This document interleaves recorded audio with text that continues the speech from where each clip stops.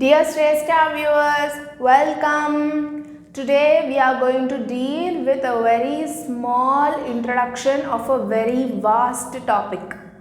See, this is a diagram. We are going to see the introduction part of non-conventional sources of finance. A small definition, we have two terms here, conventional and non-conventional. A small line will tell you the difference or the meaning of conventional and also the difference of non-conventional, the difference between both.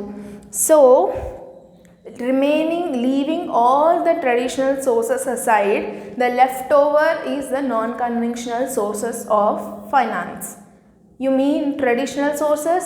These are modern. So any concept, we have two aspects or approaches. So we have traditional approach and modern or non-conventional sources approach. So leaving a traditional sources aside, we are moving into the modern, which is very useful. So what is modern or non-conventional sources of finance is what we are going to see today. So they are divided into three types: lease financing, hire purchase and factoring services. What are those? Lease financing, hire purchase and factoring services. Here our topic called business economics financial analysis is going to interlink with another subject called business law, because here in every aspect related, no matter with lease financing or hire purchase or factoring service, we always get to know a term called agreement, a contract, a law. According to this law, according to this act, according to this contract, according to this case. So these all are the terms that we see in business law. So this business law is going to interlink with this BEFA today. So let's see what are those. So we already saw the definition. Now what is lease financing, what is hire purchase and factoring services. So firstly we come to lease financing. Definitions, meanings, characteristics, like how we saw sole proprietorship, partnership in different ways. One day sole proprietorship, one day partnership. We are going to see these three things also in the same way slowly. Today I am just giving you the differences or small meanings, not even definitions, small meanings, so that you can be ready to the next class whenever I teach you and you will be aware of it. Okay. So firstly, lease financing. The term lease, we are not new to it. Nowadays, knowingly or unknowingly, we use the term lease. What is the meaning of lease? That is a similar or a synonym of rent. Okay, so what is rent now? It is just an agreement where two people enter into contract, that is a leasing company and the user. The leasing company is called as a lessor, whereas the user is called as a lessee. Not lessee, it is lessee. Okay, so here there are two parts: lessor, lessee.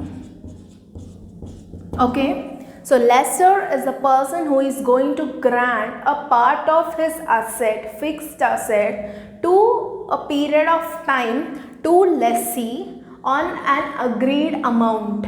Like you are taking a room, whatever it is, a big hall for rent to run your showroom or a small shop, whatever it is. The worth of that place for rent, he is charging you some 20,000 every month or every quarter, whatever it is. So on an agreement, you are giving him this flat or this place on a fixed period of time, till how much ever period he wants to use that, till then he has to pay that amount. So that is something called lease financing. Lease, giving your property to someone for a fixed period of time by charging some amount.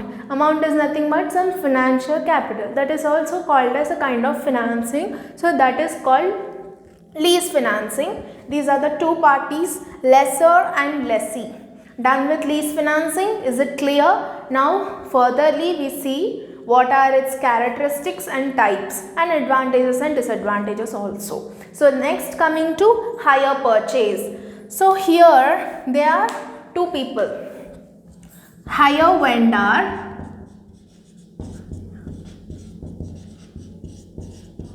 and hire purchaser.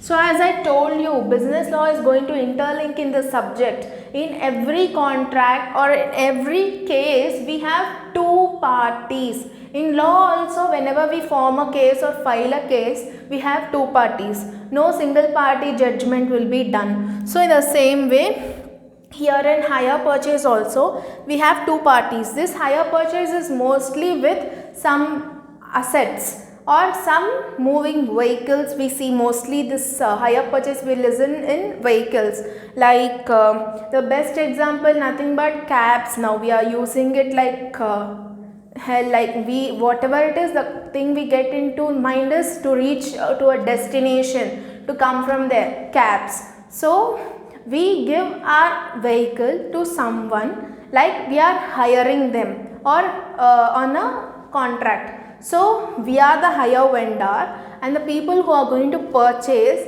and they are going to give us the vehicle back and also the amount back. So because they are using a vehicle, they have to pay, and they are using our vehicle, so they can also income. Okay, they can also, instead of buying a vehicle, we already saw lease financing, they take the properties for rent, but here it is a case of vehicles and some moving things. So this here hire vendor and hire purchaser. So vehicle, a van, a small bus, a jeep, a small whatever it is, a vehicle will be given like that, and then that is called hire purchase. Two people will be there, two parties, that is hire vendor and hire purchaser. Clear with hire purchase? And now what are the terms and conditions under that? If you are not going to follow, what are the consequences is what we are going to see in the next coming classes. And then the last one is factoring services. So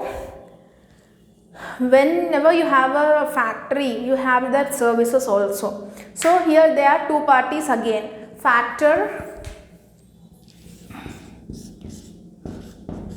the person who is going to, obviously the head, the one party who is going to do, and the other one is the people who maintain the books and all, who is going to maintaining the books, accounts, and then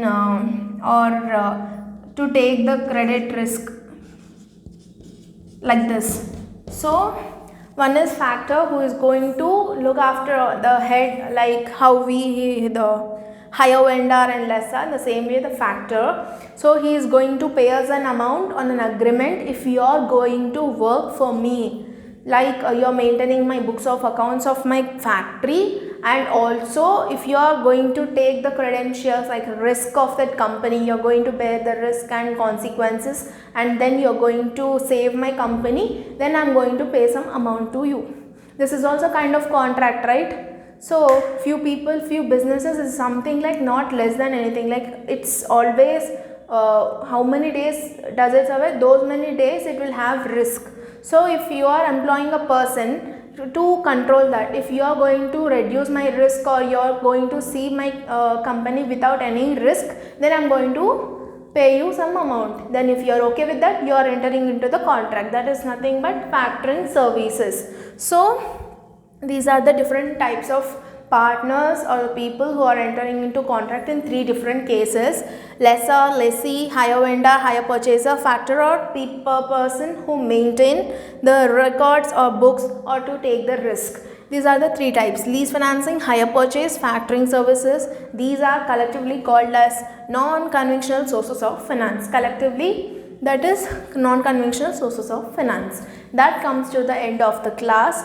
I hope you will be much more familiar with these terms when I come with these videos hereafter. Okay, if you like my video, like, share and comment. If you have any doubts, kindly subscribe my channel and be the part of Shrestha Gnanadayini. Thank you.